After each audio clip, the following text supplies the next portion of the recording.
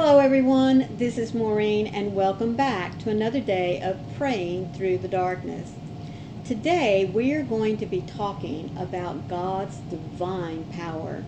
And we're going to start off by listening to the Bible verses that's going to go along with our discussion. These verses come from 2 Peter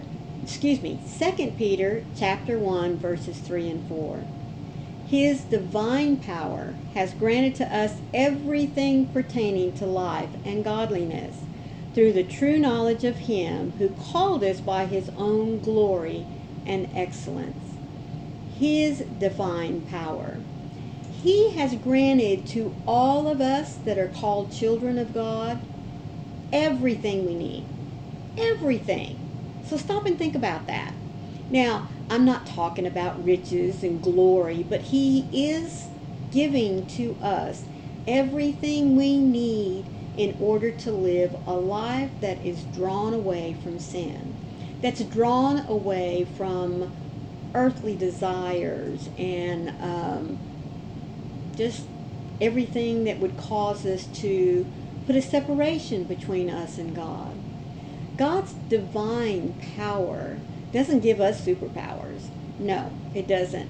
But what it does give to us is a way to grow our knowledge of Him. And how do we do that?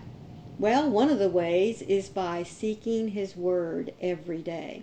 Because the best way to get to know someone is to study them, right? And how can we study God? First, by looking to His Word.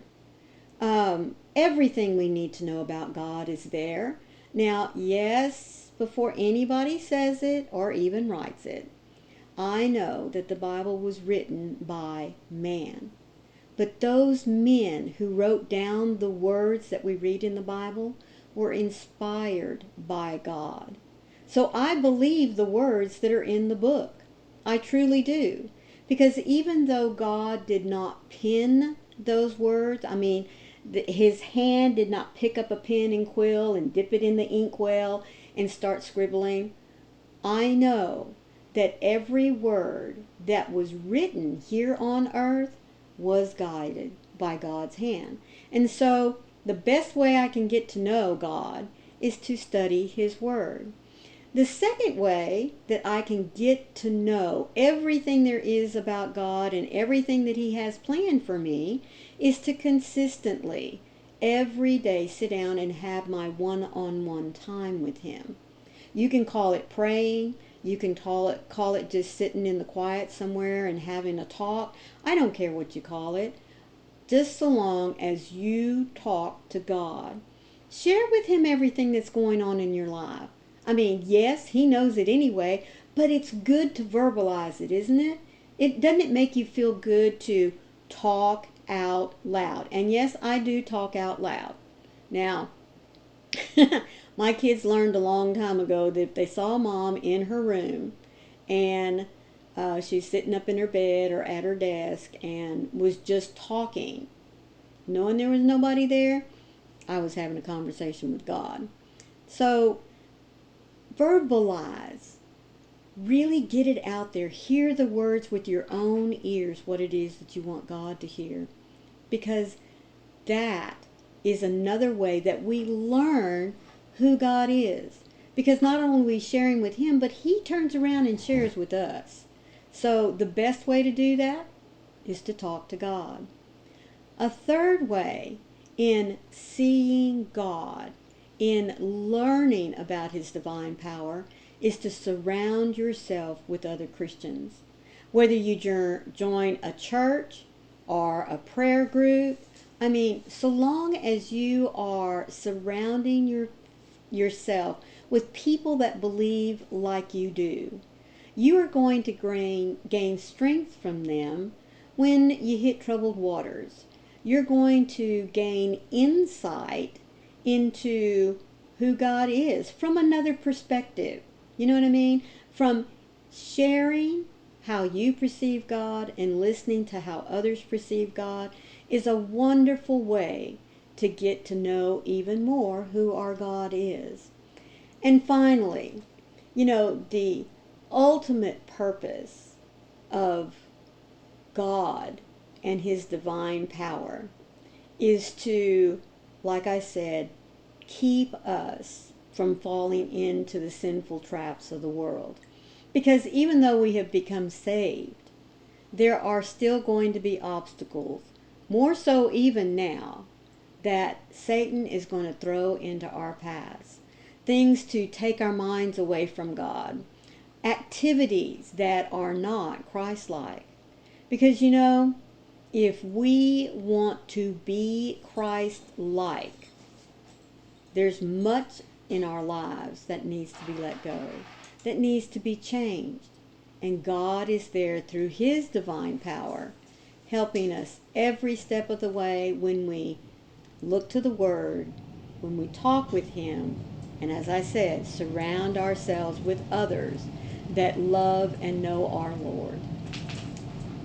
Your manifest presence, God, is found within the person of the Holy Spirit, who is my constant companion. I have fellowship with you here and now through communion with your Spirit. I have access to your power, and I am alive within everything that you give me that I need for my life. I need you today. I need your strength, your healing, and your encouragement. I need perseverance and patience. You have everything I need and so much more. So when I feel like I am running low, you have more than enough to fill me up to overflowing. So come meet my needs, the small and the big ones, with your powerful presence. Holy One, I am so grateful that I am not left on my own to suffer through life as a beggar. I freely come to you as I am, for you see me clearly. Fill me with everything I need today, but most of all, the power of your presence. Restore me to life again and breathe new hope in me. Isn't it wonderful that we can come to God every single day and ask for that last little bit that was said? Restore me to life again and breathe new hope in me. Because we start every morning with joy in our heart, with eagerness to fulfill whatever plan it is God has for us. But like I said, the world can wear us down. But isn't it wonderful to know that no matter what happens, no matter what our day is like, God is there. He never turns his back on us. He never leaves us to walk this path alone. That's what we need to hold on to. The divine power that is given to us, shared with us by our Heavenly Father. Thank you all so much for stopping in and hearing these words today. Let me remind you that they come from this little blue book that's put out by Broad Street Publishers. You'll find a link for it down in the description box if you wish to go and purchase your own copy. It's a great little resource, folks, to add to your devotional libraries because it continues to give a new perspective on our lives as Christians every single day.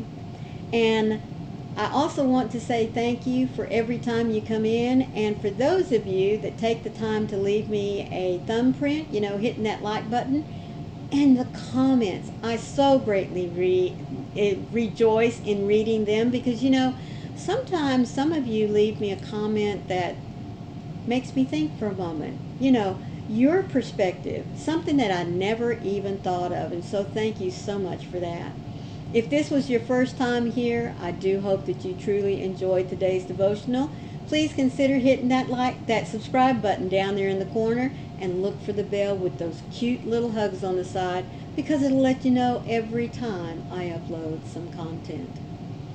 Always remember, folks, you're not alone in this world that you walk in. If you are a true child of God, you know that God is right there with you.